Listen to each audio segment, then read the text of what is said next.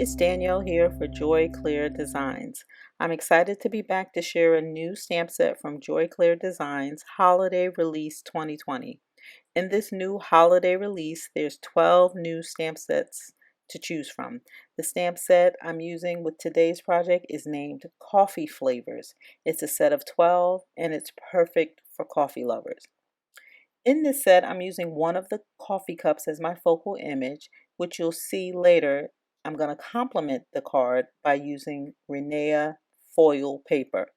The sentiment I use is very versatile. It reads, "Drink coffee and be merry."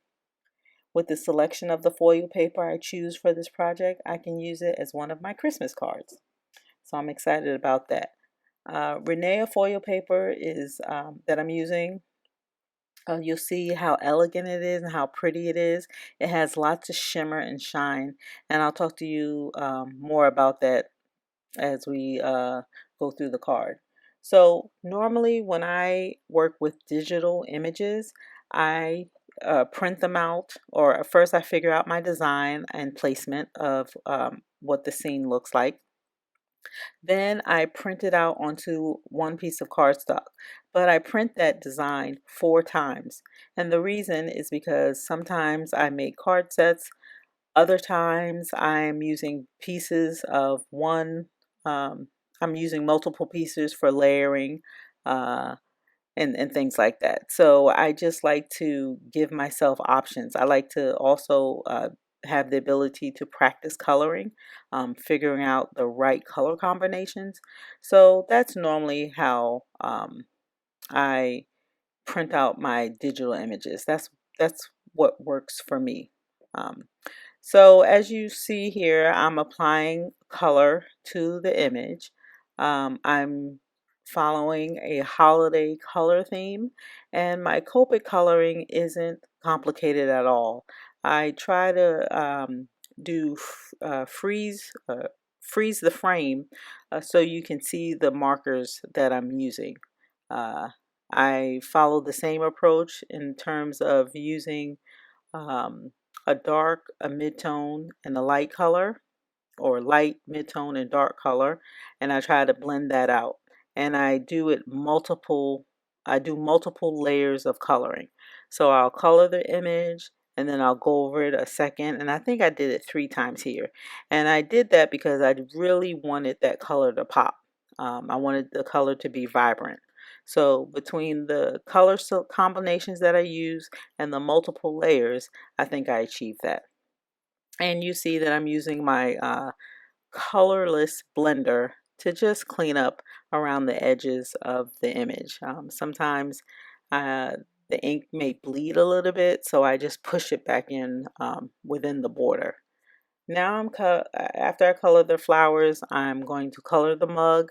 I do add a little bit of shadowing here, so I use my darkest tone on the edges of the cup to do a little bit of shadowing. And again, I'm not focusing a lot on um, the coloring, so I'm just showing you highlights here. So hopefully you'll see what I'm doing, or you can see my approach, I should say. Um,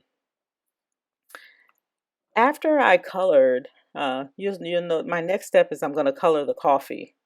Now, I guess it could be considered that I'm a coffee, like my coffee is with a lot of cream because it's so light, right? So I could have made it a little darker, but it's okay. I think it came out pretty cute. Um, all right, so you'll watch me color the coffee here, and then we'll get into the Rinea foil paper. So let me just tell you a little bit about the paper itself. So it comes in many colors. They're vibrant and shimmer pieces of paper, and it's kind of unique, right? Like the paper, it's lined. It's basically like paper wrapped in foil, right? And then there's a lot of color options. So they have the very vibrant colors, and they have shimmer on the paper. Um, and the paper that I use has, I don't want to say it's not embossing, but it has like a little pattern to it. So it has stars on it, but it's so pretty, and you'll see that paper in a little bit. So I'm fussy cutting out my image here because I'm going to apply that onto another card panel. Again, I'm going to use that coffee cup as my focal point. So here's what I'm talking about. If you look at that paper and I try to move it around a little bit, you can see the design on it a little bit. It looks like stars. And that color, that shade of red is so pretty. And in trying to figure out how I was going to put the paper, put the paper onto the card base, I thought I wanted to use a second piece of paper. So I pulled out a solid gold color piece of paper. And when you flip, like for the pattern one, when you flip it over, it's the same pattern on both sides. For the gold, well, this just so happened to be the gold, but for the regular colors like gold, and it has fuchsia and green, all of that, when you turn it over, all of those pieces of paper have gold on the back. So you have a lot that you can do with it. But again, that paper is it's paper wrapped in foil. So you can use it. It's pretty sturdy, and it's malleable, so it offers versatility. So you can use it on card projects, or any craft project for that matter. You can rip it, you can emboss it, you can just use it straight like I'm using it here. On another project, I did use a crumble technique. So I crumpled up a crumple a crumple technique where I crumpled up the paper, and then I used the ghost ink. So there's a lot of versatility with this paper, but for this card project, I just decided to just apply it to the card base as is because it was pretty as it was, right? And you saw me trim it down. So the way I applied the paper is I overlaid it and I let it hang over some, because when I trim it down, you can get it really close and it looks like sharp and clean, right? Instead of cutting the dimensions or the size itself, you just let it overlay a little bit and then trim it down. And that's how I got it to look. It's so clean and it's crisp, and it's just linear. I just love the lines. And so the sentiment I cut out using a fishtail die cut, and I cut out another piece of that with black cardstock to make a little shadow effect there. I offset